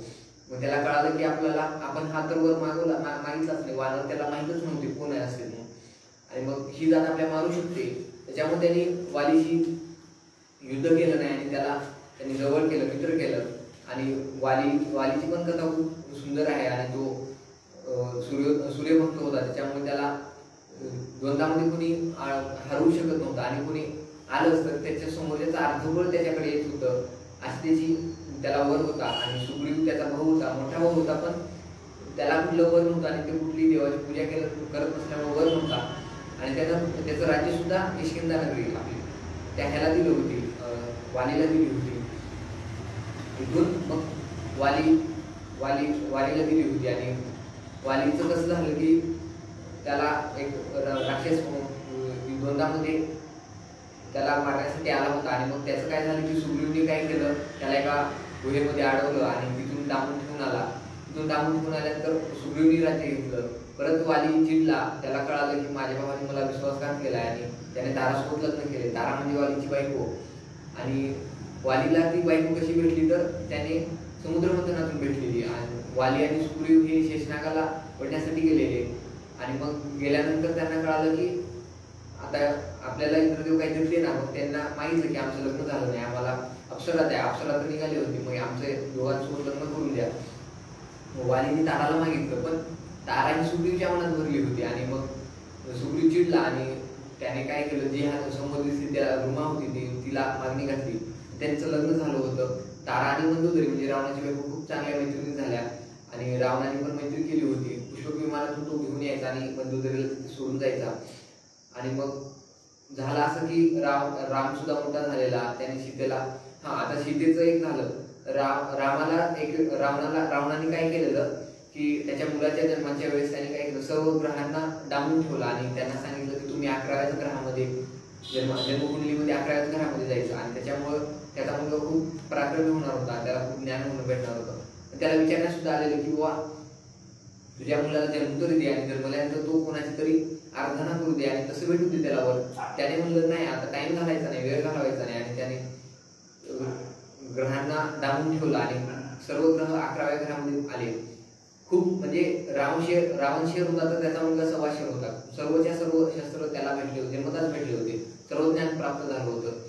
आणि मग असंच मेघनाथाचं ज्यावेळेस त्याच्या मुलाचं नाव मेघनाथ आणि मेघनाथाने त्याने विचार केला की आपण आता जाऊ आणि आपण इंद्रावरती राज्य गाजवू, इंद्राला अजून एकदा हरवू असं त्यांनी विचार केला. इंद्राजवळ गेला होता आणि मग इंद्राजवळ गेला असताना रावणाची त्यावेळेस धनुष्य तुटलं आणि त्याला चीड आली की माझ्याकडे आता धनुष्य नाहीये. त्याने धनुष्य मागण्यासाठी शंकराची पुन्हा एकदा आराधना केली आणि शंकराकडे गेला आणि त्याने मागितलं की मग तुमच्याकडे धनुष्य असेल तर द्या. आणि मग धनुष्य तर नाहीये पण आणि माझ्याकडे होतं, मी ते पिनाक नावाचं धनुष्य होतं ते आणि ते देऊन टाकले. कोणाला दिले तर दशरथ आपलं जनक राजाला देऊन टाकले. असं बघितल्यानंतर तो आता चिडला आणि मला शंकराने सुद्धा मला हे दिलं नाही, धनुष्य दिलं नाही. मग तो गेला आणि त्यानंतर वचन दिलं होतं की मंदोदरीला आता माझं मी कोणत्या स्त्रीलालसेला म्हणजे कुठल्या दुसऱ्या व्यक्तीसोबत लग्न करणार नाही, पण त्याला आता धनुष्य पाहिजे होतं. आणि खाली गेल्यानंतर त्याला कळालं की जनक राजाची मुलगी जानकी हिचं आता स्वयंवर आहे आणि त्या स्वयंवरामध्ये जो धनुष्य आहे आणि तो धनुष्य उचललं तरच उचलून त्याचं दोर बांधली आणि शिरसंधान केलं तरच ती बंद लावलेला होता, ती सीता त्यांच्या गळ्यामध्ये हार घाले. तो गेला पण त्याला सीतेसोबत लग्न करायचं होतं पण त्याला ते धनुष्य पाहिजे होतं, पिनाक नावाचं धनुष्य होतं. आणि मग तिथे राम सुद्धा आला होता. तिथे रावणाला जमलं नाही आणि रामाने ती सीता जिंकून घेऊन तिच्याशी लग्न केलं. आणि मग अशा पद्धतीने आता त्याच्याकडे तर धनुष्य नव्हता. त्याने मग चिडला आणि चिडल्यानंतर एका नदीकाठी बसला होता. तिथे अहिरावण नावाचा व्यक्ती आला. अहिरावणने तो पण रावणासारखा दिसायला, रावणासारखाच, अंगात पण बळ तितकंच. आणि त्यांना विचारलं की तू कोण आहेस? रावण तुझ्या पाया पडण्यासाठी आलोय, मी लंकेकडेच निघालो होतो पण तुम्ही मला वाटतच भेटला. तू कोण आहेस? तर माझी आई मला अहिरावण म्हणते आणि माझ्या आईनंच नाव ठेवलं होतं, मी रावणासारखा दिसतो म्हणून त्याने ठेवलं. तुझी आईला भेटतो म्हणला आणि आई तर त्याला वारली होती लहानपणी, फक्त नाव ठेवून गेलेली ती. आणि मग सर्वजण त्याला अहिरावणच म्हणायचे. मग त्याला विचारलं की तू कोण आहेस आणि तू तुमच्यासारखा दिसतो म्हणून मला अहिरावण ठेवलं आणि माझ्या अंगामध्ये पण तितकंच बळ आहे. आणि मग अहिरावण मला म्हणाला की मला पराक्रम गाजवायचे, मला काही येत नाही आणि मला एखादी राज्यावरती राज्य करायचे, मी तुमच्याकडेच येत होतो. आणि मग रावणाचं त्यावेळेस डोक्यातून निघून गेले की आपण आता सीतेला जिंकलो नाही, त्याला राग होता पण तो निघून गेला, मग आता काय करायचं? त्याला विचारलं कुठलं राज्य जिंकायचं आपण, कुठलं राज्य जिंकायचं म्हटल्यानंतर ते मुला पाताळ जिंकू आपण. पाताळामध्ये बळीराजा राज्य करत होता. ते गेल्यानंतर त्याने बळीराजाने तो पृथ्वीवरती राज्य करायचा पूर्वी आणि मग त्याला इंद्राने त्याला जमिनीखाली ढकललं होतं आणि मग तिथे खूप सुंदर राज्य करत होता. मग अहिरावण आणि रावण गेले आणि तिथे त्यांनी ते राज्य जिंकून घेतलं. जिंकत असताना काय झालं, त्याची बहीण चंद्रमुखीचा जो नवरा होता विदुजीवीचं बळीराम त्याला बघितल्या पळून गेला आणि मग सर्व पाताळ म्हणल्यानंतर आणि मग अंधारामध्ये रावणाने त्याला शोधण्यासाठी चंद्रहास फेकली आणि ती चंद्रहास विदुजीवीच्या अंगावरती लागली आणि तिथून मग आपलं खरं रामायण इथून चालू होतं. मग ती चंद्रमुखी म्हणजे रावणाची बहीण आणि ती खूप चिडली कारण तिचं खूप प्रेम होतं. आणि मग यामध्ये आता काय करायचं, तर मग तिने 4-5 दिवस आक्रोश केला आणि ती घरातून निघून गेल्यानंतर ती रानामध्ये भटकू लागली, सर्व काही करू लागली आणि मग तिचं अंग सगळं कुरूप झालं होतं, दिसायला खूपच सुंदर होती. मग इकडं कसं झालेलं की रावणाचा जो राज्याभिषेक व्हायचा होता त्यावेळेस कैकेयी नावाच्या त्याच्या सावत्राईनं त्याला आपल्या वनवासामध्ये पाठवलं होतं आणि भरत राजाला राज्य दिलं होतं. आणि मग तो आला होता आणि मग तिथे त्याला पहिल्यांदा चंद्रमुखीनं रामाला हे घातलं, मागणी घातली आणि राम तर म्हणाला मी तर एकाच व्यक्तीसोबत लग्न करणार आहे, आता माझं लग्न झालंय, मी दुसऱ्या स्त्रीची लालसा करणार नाही. आणि मग ती चिडली आणि ती त्याचा पिछा करू लागली. असं दुसऱ्या दिवशी मग तिला लक्ष्मण भेटला आणि तिने त्याच्यावरती लक्ष ठेवलं होतं आणि तिथे फक्त 2 पुरुष आणि 1 स्त्री दिसायची. मग त्यावेळेस तिने 1 स्त्री दिसायची आणि मग रामाची तर बायको तिला कळली होती. मग ह्या लक्ष्मणाची तर कोणीही नव्हती. मग तिला कळलं की लक्ष्मणाची बायको नाहीये, मग आपण लक्ष्मणाला मागणी घालू. मग ती लक्ष्मणाला मागणी घालायला गेली, त्याने पण तिला नाही म्हणलं. मग ती चिडली आणि त्या स्त्रीलाच आपण बाजूला करू आणि आपण लग्न करू असं तिची इच्छा झाली. आणि मग ती त्यांच्या घरामध्ये गेली. त्यावेळेस लक्ष्मण एकटाच होता आणि मग लक्ष्मणाच्या हातातून सीतेला मारत म्हणजे हिला हात तर लावायचा नव्हता, स्त्रीला तर कोणी योद्धा कुठला हात लावत नव्हता. पण झालं काही की ती तिच्या बोचकाऱ्या काढू लागली, सीतेच्या बोचकाऱ्या काढू लागली. मग त्याला वाचवायचं होतं म्हणून त्याने एक तलवार मारली आणि तलवार मारल्यानंतर तिचं नाक गेलं आणि मग तरी पण ती सोडत नव्हती. दुसऱ्या वेळेस तिचं कान गेलं, कुरूप झाली होती, दिसायला खूपच सुंदर होती. पण आता काय करायचं, ती चिडली आणि परत रावणाकडे आल्यानंतर ती विचारली, रावणाला सांगितलं की असं झालं. आणि मला रावण कसा होता, कुटुंबाच्या बाबतीत तो खूप चांगला होता आणि कुटुंबाच्या बाबतीत त्याने कुठले पण निर्णय असे एकट्याने घेतले नव्हते. प्रत्येक वेळेस दरबार बोलवायचा कुटुंबाच्या, सर्व कुटुंब असायचं. आणि मग त्याने विचार केला की आता आपण रामाचा आणि त्याचा बदला घ्यायचा. तर मग आता परत जायचं. आणि मग चंद्रमुखीला त्याने वचन दिलं की मी जाणार. आता जात असताना त्याने काय केलं की तो गेला आणि सीतेलाच उचलून आणला. सीतेला उचलून आणण्याच्या अगोदर सीतेला कसं होती, ती वेदवती होती आणि पूर्वीच्या जन्मी वेदवती होती आणि तिला हरिणाचं खूप आवड होती. आणि तिला रानामध्ये एक हरिण दिसलं होतं आणि त्या हरणाची तिनं रामाकडे मागणी घातली की हे हरिण मला हवंय. आणि ते सोनेरी कलरचं हरिण होतं. त्याच्यामुळे राम पण गेला. राम गेल्यानंतर रावणाने काय केलं की आवाज काढला, रामाचा आवाज काढला आणि वाचवा मला वाचव, लक्ष्मणा पळत या असं म्हणल्यानंतर लक्ष्मण धावत आला आणि आता आपल्या घरामध्ये कोणीच नव्हतं. आणि मग रावण गेला आणि सीतेला म्हणलं की सीते तुझं म्हणजे मला भिकारी म्हणून गेला आणि तिथे त्यांनी मागणी घातली की मला काहीतरी दे, खूप दिवसापासूनचा उपाशी आहे आणि तुझं सर्व काही भलं हो, तुझ्या मनासारखं हो, असं त्यांना आशीर्वाद दिला. पण ते आशीर्वाद ऐकून ती सीता बाहेर आली आणि तिने त्याला अन्न दिलं आणि मग त्याने सगळं टाकून दिलं आणि सीतेला उचलून गेला. जात असताना गरुड होता, ते गरुड त्याला मारत होता. पण रावणाने त्याला पण चंद्रहासाने मारलं आणि रावण निघून गेला. पण रावणाचं असं झालं की त्याने स्त्रीला आता नव्हती त्याच्या अंगावर. त्याने अशोकवनामध्ये ठेवलं, सीतेला ठेवल्यानंतर त्याने कधी हात उचलला नाही, तिच्याशी लग्न करण्यासाठी कधी हे घातली नाही. आणि हेच रावणाचं गुण आपल्याला समजण्यासारखं आहे. आणि राम कसा होता, त्याने तर एकदम पणामध्ये जिंकला होता आणि त्याला रामाला सुद्धा वाटू लागलं की मी सीतेला जिंकलं आणि पण आता तिची मी हे करू शकत नाही, आता तिला कोणापासून वाचवू शकत नाही, असं कसं मी झालो, कसला योद्धा मी झालो. आणि मग तो निघाला.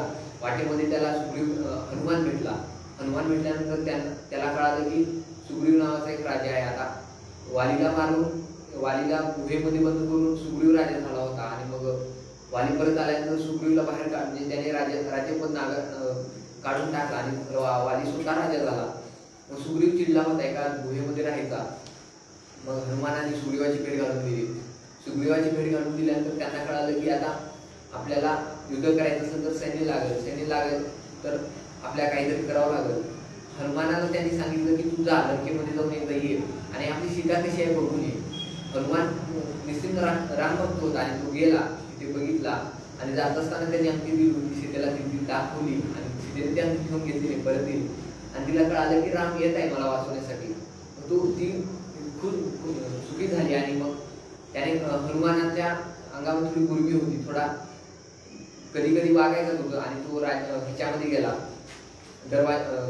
दरबारामध्ये गेला आणि तिथे त्याने मोठं पराक्रम गाजवला, घाण केलं की मला हरून दाखवा आणि रावणाची त्यांनी लंका जाळली, वापस आला, परत आला लंका जाऊन.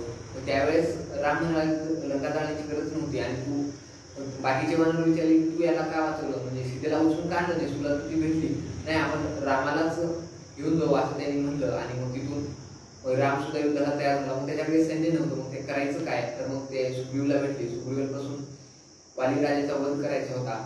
सुग्रीवने सांगितले की माझं राज्य असं असं घेतली, माझी बायको पण घेतली आणि मग तू निघाला. आणि रामाने काय केलं की मग त्याची एक अट होती की द्वंद्व खेळण्यामध्ये तो माहीर आहे आणि द्वंद्व खेळत असताना तुम्ही पाठीमागून बाण मारा.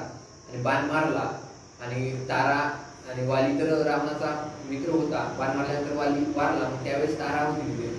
ताराने शाप दिला की हा मरेल असं कसं, म्हणजे रामाला मी असं काय केलं विचारल्यानंतर राम सांगितलं की आता असं ह्याचं राज्य काढून घेतलं, त्याच्यामुळे मी केलं. त्यावेळेस तिला खरं त्याला सांगण्यात आलं की हाच खोटं बोलत होता आणि रामाच्या हातून हे पाप घडलं होतं, आता काय करायचं.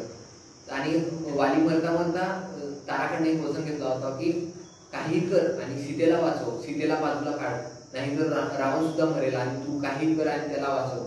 हे वचन दिल्यानंतर तारा, आता तर रावण मरणार होता म्हणजे झालं होतं. आणि मग तारानं काय केलं की रामाला मदत केली आणि यामध्ये रावण सुद्धा चिडला. अंगद वालीचा मुलगा, त्याला सुद्धा कळालं की आता माझ्याच काकाने सुग्रीवनी म्हणजे विश्वासघात करून माझ्या वडिलांना मारण्यात आले आणि तो रावणाला मिळायला गेला. रावणाला मिळण्याच्या अगोदर तो हनुमानाकडे एकदा गेला होता आणि त्यावेळेस त्याने मागितलं होतं की माझं पाय हलवून दाखवायचं आणि त्याचं पाय हलवताच कोणाला येत नव्हतं, रावणाला सुद्धा आलं नाही आणि तो निघाला होता. त्यावेळेस रावण चिडला होता की हा रामदूत म्हणून आलाय आणि आता ह्यावेळेस माझ्या सोबत म्हणजे मित्र व्हायला आलाय. पण रावणाला त्याच्यावरती विश्वास बसत नव्हता. तो परत आला, अंगद परत आला आणि तारासोबत तो राहू लागला. आणि मग इथून आता सीतेला आणायचं. त्यांनी रामाने एकदा विनंती केली की आपण तह करू किंवा समेट करू आणि आपण सीतेला सोडून घेऊ. रावणाचा प्रयत्न केला पण रावण मानला नाही. करायचं असेल तर माझ्या बहिणीचं म्हणजे चंद्रमुखीचं कानांना जोडून दे, तिचं रूप परत मिळवून द्या आणि तिला वाचून द्या, तरच मी तुम्हाला सोडतो, नाहीतर युद्ध करा. दुसऱ्या दोनच अटी घातल्या, युद्ध करा. समेट काही झाला नाही, युद्धाला सुरुवात झाली. मग त्यावेळेस इंद्रदेव रामाला प्रसन्न झाले आणि त्यांनी त्याला एक रथ दिलं आणि ते इंद्राचं रथ म्हणल्यानंतर खूप चांगलंच असतं, कारण इकडं पुष्पक होतं रावणाकडे आणि इंद्राचा तर रावणावरती शत्रू होता, रावण तर शत्रूच होता आणि मग त्याला मारायचं तर होतच. रामाला त्यांनी दिलं आणि मग रावण त्याच्यामध्ये बसून युद्ध करू लागला. युद्ध करत असताना 11 दिवस युद्ध झालं पण रावण काही मरत नव्हता, सर्वच झालं. त्याच्यामध्येच मेघनाथ म्हणजे ज्याने इंद्राला जिंकलं होतं त्याला ब्रह्मदेवाने हे दिलेलं आहे, इंद्राला सोडवण्यासाठी एक वर दिलेला की तुला एका देवीची पूजा करावी लागेल आणि ती पूजा केली असेल तू त्या युद्धामध्ये सफल होशील. आणि मग त्याने पहिल्या दिवशी पूजा केली आणि लक्ष्मणाला मारलं. लक्ष्मणाला मारल्यानंतर तो शेषनागाने दिलेला शस्त्र होता आणि त्या शस्त्रामुळे नाग लक्ष्मणाला चावले आणि तो मृत्युमुखी पडण्याच्या वाटेवर होता. मग रामाने बोलवलं, वैद्याला बोलवलं आणि ते तुरणागरी पर्वत हनुमानाने उचलून आणला, हे आपल्याला माहितच आहे. आणि तिथून लक्ष्मण वाचला. पण त्याला विभीषण तर आता रामाला भेटला होता, कारण की विभीषण लहानपणापासूनच वाटायचं की युद्ध नको, तो वडिलांवरती गेला होता. आणि मग लक्ष्मणाने विचारलं की आता याला हरवायचं कसं. इंद्रजित तर रावणापेक्षा पण पराक्रमी होता, मग त्याला हरवायचं कसं. तर त्याला आठवलं की हा सकाळी पूजा करेल, एक यज्ञ करेल, त्या यज्ञामध्ये जर खंड आणला तर हा वाचणार नाही. आणि मग सकाळी पहाटे उठून ते गेले आणि तिथं जाऊन इंद्रजितला म्हणजे मेघनाथाला ते मारण्याचा प्रयत्न केला आणि तिथून ते त्याचं थांबवण्यात आलं. आणि मग परत दुसऱ्या दिवशी युद्ध चालू झालं. लक्ष्मणानं इंद्रजितला मारलं. असे करून कुंभकर्ण, विभीषण तर नव्हताच पण इंद्रजित सर्व त्याची सेनापती मरू लागले आणि शेवटी राहायला रावणच. मग मंदोदरी म्हणाली की आपल्याला सर्वजण मेल्यानंतर आपण काय करायचं, आपला मदत काय कामाचं, आपले सर्व नातेवाईक तर जात आहेत. आणि मग इकडे तर चंद्रमुखी खुश होत होती, कारण की तिला आता तिचा वचपा काढायला भेटत होता. आणि मग राम सुद्धा म्हणाले की उद्याचं शेवटचं युद्ध आणि उद्या मी रामाला मारणार आणि आपण युद्ध थांबवून हिमालयामध्ये निघून जाऊ आणि मग मला खरंच अमरत्व पाहिजे, आता हे अमर म्हणजे माझ्या बेबीमध्ये नको असं तो सांगितला. पण झालं असं की इकडं राम रोज मारत होता पण तो मरत नव्हता. दुसऱ्या दिवशी 10 वेळेस त्याला मुंडकं पाडलं पण तो मरत नव्हता. मग रामानं विभीषणला विचारलं की बाबा याच्या मरण्याचं रहस्य काय, आता याला कसं मारायचं, याच्या तर आता अमरत्व आहे, मग काय करायचं. विभीषणानं सांगितलं की याच्या बेबीमध्ये म्हणजे अमृत ठेवलेलं आहे, तो जर अमृत बाजूला झाला तरच हा मरेल. आणि मग रामाने विचार केला आणि दुसऱ्या दिवशी रामाने काय केलं की इंद्राकडनं एक बाण घेतला आणि तो बाण त्याच्या बेबीवरती मारला आणि अमृत खाली जाऊन पडला आणि तिथेच रावणाचा मृत्यू झाला आणि आपल्या नायकाचा तिथे मृत्यू झाला. आणि तो फक्त त्याच्या नियतीनं त्याला खलनायक ठरवलेला आहे, तो कुठलाही अशा प्रकारचा खलनायक नव्हताच. हे इंद्रायणी सावकारांना आपल्याला या पुस्तकामध्ये सांगितलेलं आहे. आणि नंतर तो पुढचं त्यांचं लगेच दुसरं जन्म तर संपला होता. तिसऱ्या जन्मामध्ये शिशुपाल आणि त्याचा भाऊ म्हणून ते जन्माला आले आणि कृष्णाने त्यांचा वध केला. अशा पद्धतीचं तिसरा अवतार संपला आणि तिथे जय विजयची कहाणी संपली. फक्त त्यांचा तो जन्म घ्यायचा होता आणि त्याला दृश्य करायचं होतं म्हणून वाल्मिकींनी त्याला वाईट ठरवला आणि तो अशा पद्धतीनं झाला. त्याने कधी स्त्रीलालसा केली नाही. अशोकवनामध्ये सीता असताना त्याने तिच्यावरती लग्नाची मागणी घातली असती आणि असा तो बसून राहिला, एकदा सुद्धा तो गेला नाही. कारण की त्याला स्त्रीलालसा करायचीच नव्हती, मनातच नव्हतं. त्याला जर करायचं असतं तर तो आणि मनोदेवीला पण वचन दिलं होतं पण त्याच्याकडे अमरत्व होतं, तो वचनामध्ये पण कधी पण मुक्त झाला असता, तो तर मेला नसता. पण त्याला स्त्रीलालसा करायची नव्हती त्यामुळे त्याने कधी सीतेवरती हात उचलला नाही. अशा पद्धतीने हे पुस्तक आहे आणि आपल्याला हे वाचण्याची विनंती करतो. झालं बोल आणि किती वेळ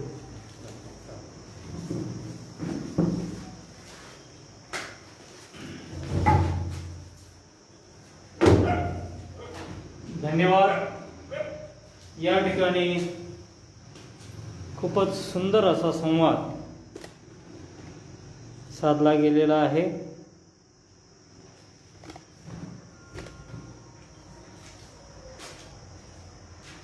हा संवाद रावणाला समजून घेण्यासाठीचा होता असं मला वाटलं.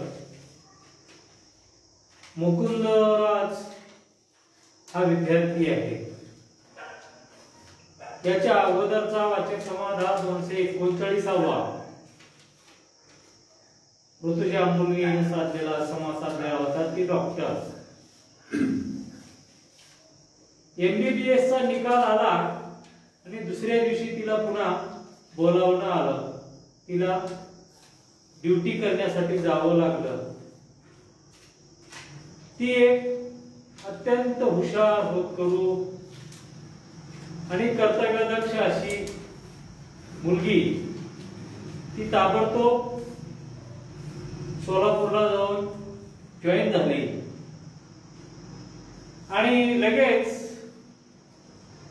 15 दिवसाच्या तिचा भाऊ संवाद साधतोय म्हणजे तिला आश्चर्य वाटलं. कारण मुकुंदराज हा कधी कुठं भाषण केलेला नाही, कधी कुठं बोललेला देखील नाही आणि तो आता संवाद कसा साधेल तिला आश्चर्य वाटत होतं. आणि आता फेसबुकला लाईव्ह आहे ती आणि मग तिनं कॉमेंट्स लिहिलेला आहे, I am proud of you. तिला आत्ता कळाला की आपला भाऊ देखील माझ्यासारखा बोलू शकतो. वाचक संवादाचं हेच योगदान आहे की बोलणाऱ्याला बोलतं करणं, बोलणाऱ्याला संधी देणं, बोलणाऱ्याला आपण बोलू शकतो याची जाणीव करून देणं हे आमच्या वाचक संवादाचं मूळ उद्देश आहे. आणि या उद्देशाप्रमाणे हा वाचक संवाद या ठिकाणी चालू आहे. कोरोनाचा काळ असला तरी हा कार्यक्रम फेसबुकच्या माध्यमातून आपण घेत आहोत.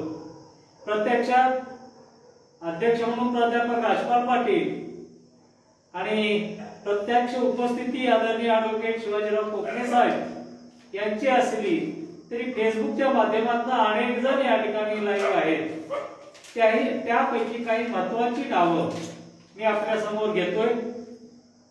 दत्ता पाटील लासोनकर, रावणगावे हे कर्नाटकातून लाईव्ह आहेत.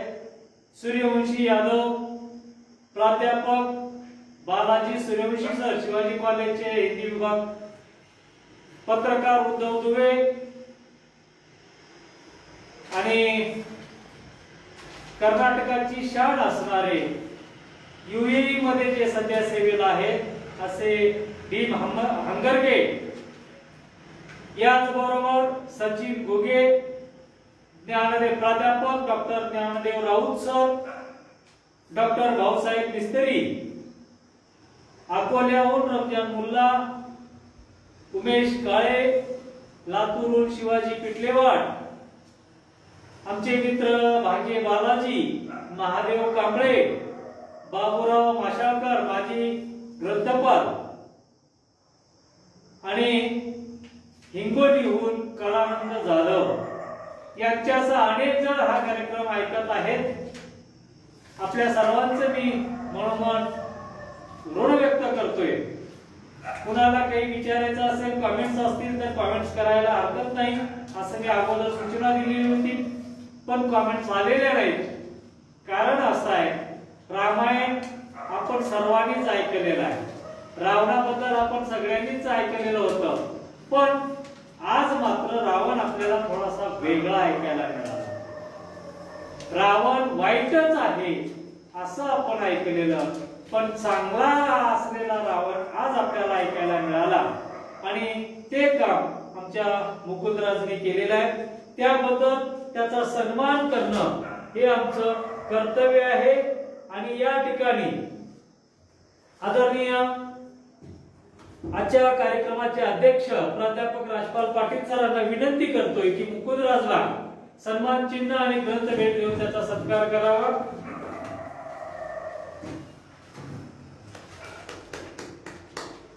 धन्यवाद. धन्यवाद. बसा. याच बरोबर आजच्या कार्यक्रमाचे अध्यक्ष आमचे संयोजक प्राध्यापक राजपाल पाटील सर यांचाही सन्मान करणं आमचं कर्तव्य आहे. कवी संदेश किनरे यांचा सागर किनारा हा कविता संग्रह आहे आणि ते आम्ही आजच्या कार्यक्रमाचे अध्यक्ष प्राध्यापक राजपाल पाटील यांना देऊन त्यांचा सन्मान करणार आहोत. मी ॲडव्होकेट शिवाजीराव कोकणे सरांना विनंती करतोय की आपण प्राध्यापक राजपाल पाटील सरांचा सन्मान करावा. धन्यवाद सर.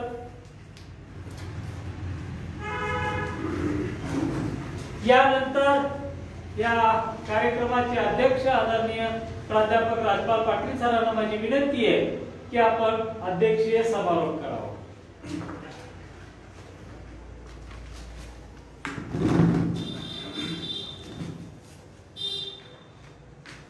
चला कीर्तीच्या मनात या सामाजिक, साहित्यिक आणि शैक्षणिक चळवळीअंतर्गत चालू असणारा आजचा 240वा वार्षिक संवाद आज आपल्यासमोर संवादक म्हणून मुकुंदराज शिवराज आंबोळे यांनी आपल्याशी संवाद साधलेला आहे.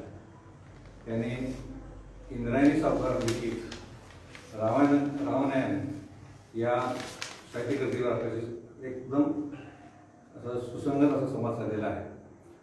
आणि या संवादामध्ये त्याने जे काही त्या पुस्तकावर भाष्य केले ते अतिशय योग्य आणि अतिशय मुद्देसूद, अतिशय अभ्यासपूर्ण असं त्यांचं सुसंवाद साधलेला आहे. आपल्याला माहिती आहे की रामायण महाभारत हे आपले आद्य ग्रंथ आहेत आणि या आद्य ग्रंथातून आपल्याला आपल्या जे काही त्यावेळेस जे काही सांस्कृतिक घडामोडी होत्या त्या घडामोडी आपल्याला माहिती झालेल्या आहेत. त्याबरोबर आपल्याला माहितीच आहे की यामध्ये रावण हा रामायणाबद्दल पाहिला तर एक विलन किंवा एक खलनायक समोर आलेला आहे. तर जसं एका नाण्याच्या दोन बाजू असतात तसं रावणाची जी खलनायकाची आपल्यासमोर असलेली जी काही प्रतिमा आहे, जी बाजू आहे त्याची दुसरी बाजू जो एक नायक म्हणून आपल्यासमोर मुकुंदराने आपल्यासमोर सादर केलेली आहे. आणि हे सादरीकरण कर्तव्य असं आपल्याला लक्षात येत आहे की रामायण आणि महाभारत हे जर आपण ग्रंथ पाहिले त्यामध्ये ज्या कोणत्या व्यक्तिरेखा आहेत त्या व्यक्तिरेखेची नावं खूप अवघड आहेत. बऱ्याच वेळेस ते आपल्याला समोर पुस्तक ठेवलं असेल तरी ते वाचून बघायला ते नावं आपल्याला बरेच वेळेस अवघड जातं. पण मुकुंदराजच्या या वाचक संवादामुळे आपल्याला असं दिसून आलं की त्यामध्ये जे काही व्यक्तिरेखा आहेत, रामायण म्हणजे काय, रामायण जे काही यामध्ये इंद्रायणी सावकारांनी जे काही व्यक्तिरेखा दिलेल्या आहेत, त्यामुळे काही गोष्टीचे नावं असतील किंवा आणखी काही नावं असतील, ते नावं त्यांनी मुखोद्गत केलेली आहेत. म्हणजे की आपल्याला वाचून बऱ्याच वेळेस लक्षात राहत नाही किंवा ते नावं सांगते वेळेस म्हणजे संदर्भ ज्यावेळेस येतो त्यावेळेस त्या नावाचं ज्यावेळेस अडचणी येतात आणि ह्या अडचणी सांगते वेळेस आलेल्या आहेत, त्यांनी त्याच्या संदर्भातला एक सखोल असा ज्ञान किंवा एक अभ्यास केला आहे त्या नावाच्या आणि त्या व्यक्तिरेखांचं त्या ह्याच्यामध्ये काय उल्लेख आहे, त्यांचा त्याच्यामध्ये काय रोल आहे हे सांगते वेळेस त्या व्यक्तिरेखांचं त्यांनी नावं व्यवस्थितपणे सांगितलेले आहे. यावरून साहित्यकृतीबद्दल त्यांचा किती अभ्यास आहे आपल्या समोरच्या लक्षात येतो.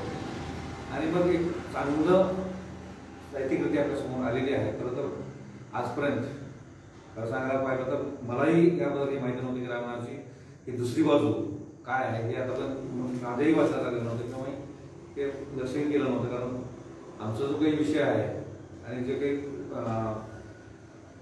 माझा व्यवसाय आहे त्या व्यवसायात जर पाहिला रसायनशास्त्र आणि ते शिकवण यामध्ये इकडं पुढं वेळ म्हणजे साहित्यामध्ये वेळ द्यायला कमी मिळतो मला.